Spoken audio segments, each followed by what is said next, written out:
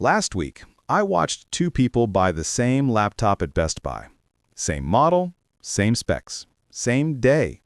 The first guy paid $1,200, walked out happy. The second guy paid $840. No haggling, no special sale, no secret coupon code. And here's what's going to blow your mind.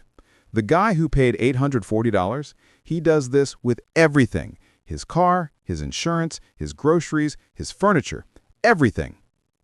While you're out here paying full price like it's some kind of law, there's an entire class of people who haven't paid retail in years. So what do they know that you don't?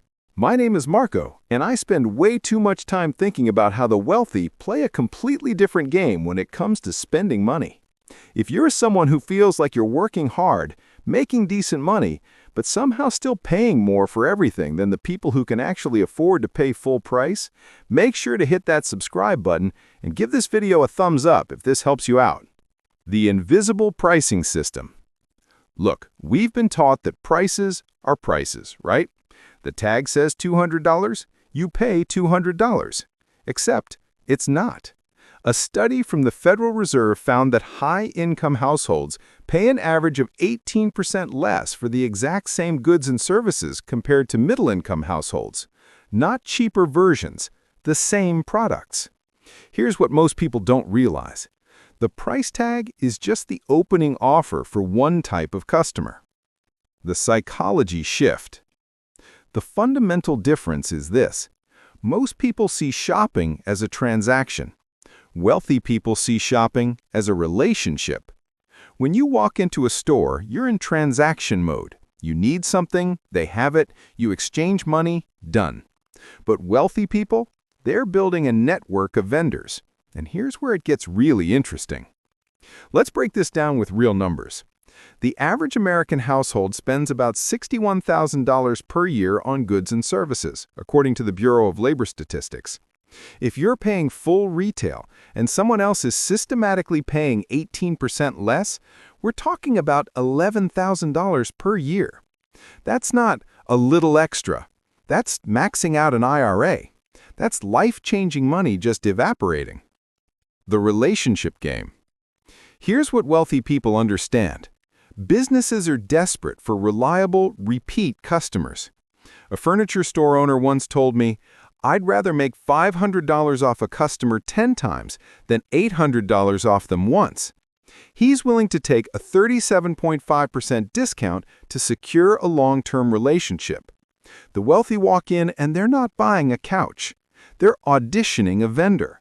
They're thinking, if this goes well, you're furnishing my vacation home, my daughter's apartment, and I'm recommending you to my entire social circle.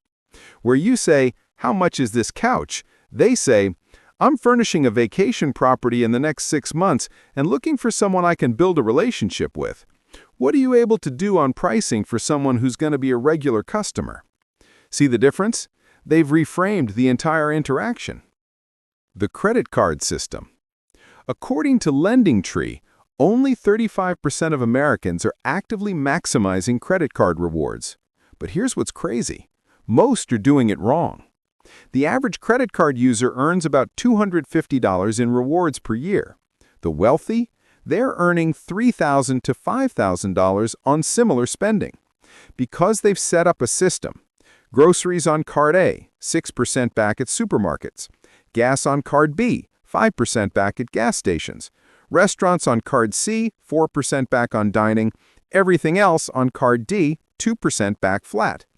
Let's say you spend $4,000 a month. One basic card at 1% back gets you $40. Optimizing across categories at 3.5% back gets you $140. That's $1,200 a year for using a different piece of plastic. The negotiation nobody teaches you. This might be the most valuable thing I tell you in this entire video. Most people think negotiation is confrontation, so they don't do it. The wealthy know negotiation is about making the other person feel like they're winning while you get what you want. Real example. A friend wanted to buy a car listed at $28,000. Most people, "Would you take $26,000? Dealer says no. They meet at $27,000. My friend, I love this car and I'm ready to buy today. I've got financing approved for $25,500.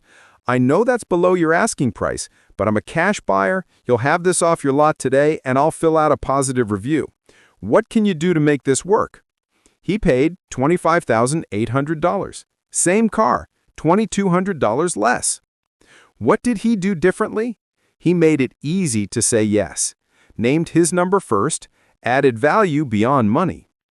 The subscription bleed. The average American pays for 4.5 streaming services, but could only name 3.2 they actually use regularly, according to Deloitte. You're paying for subscriptions you forgot you have. The gym membership, the app charging $9.99 monthly. The wealthy audit this quarterly, not because they can't afford it, but because they reject paying for things they don't use. Chase found that the average person has $273 per month in subscriptions. Cut the unused ones, you're reclaiming $80 to $120 a month. That's $1,000 to $1,500 a year you're donating to companies for nothing. The timing game. Here's something that separates the wealthy from everyone else. They buy based on when it's cheapest, not when they need it. You need a winter coat in November, so you buy it in November, when prices are highest. The wealthy buy it in February at 70% off, then store it for 9 months. Same with everything. Grills in September, Christmas decorations on December 26th.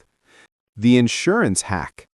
According to the National Association of Insurance Commissioners, the average American pays $1,771 per year for auto insurance, but there's a 250% variance in what people pay for the same coverage.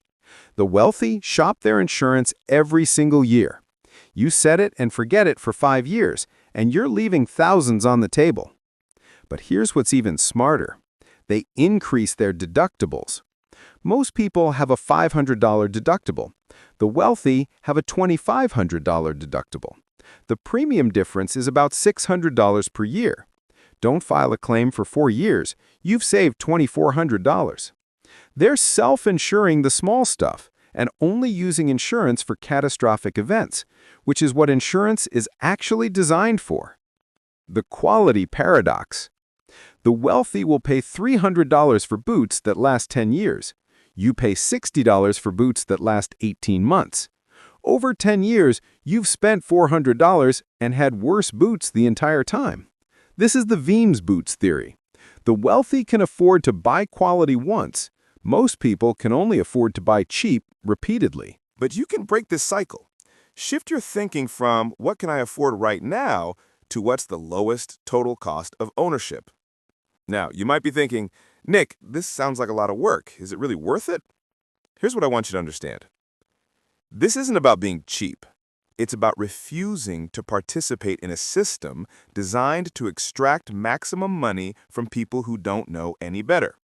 Companies spend billions on marketing psychology to make you pay full price without thinking, to make negotiating feel awkward, to make you impulse buy, to make you subscribe and forget.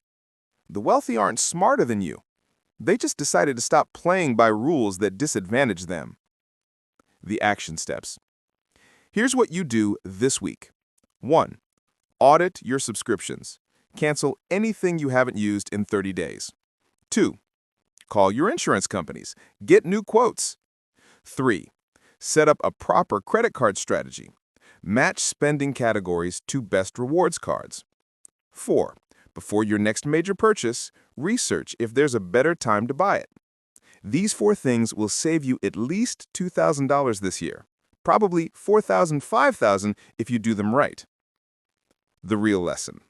Look, wealthy people don't pay full price because they fundamentally reject the idea that the first price they're quoted is the real price. They understand that pricing is fluid, that relationships have value, and that businesses need customers more than customers need any specific business. And once you start seeing the world this way, you can't unsee it. Every price tag becomes a starting point. Every subscription becomes questionable. Every fee becomes negotiable. The system wants you to be passive, to accept prices as fixed, to feel awkward about asking for better deals. The people who build wealth, They got over that awkwardness real quick. So stop paying full price, not because you're cheap, but because you're smart enough to know better. If this helps you see money differently, smash that like button, subscribe for more financial reality checks, and drop a comment telling me which strategy you're implementing first.